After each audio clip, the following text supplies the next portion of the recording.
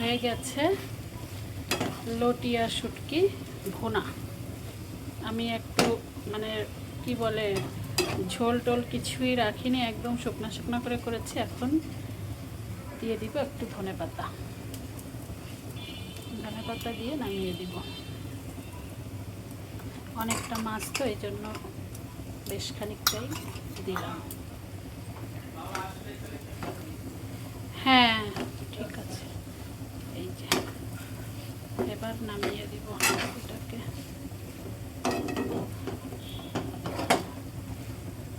এই যে হয়ে গিয়েছে, এখন আমি নামিয়ে দিব।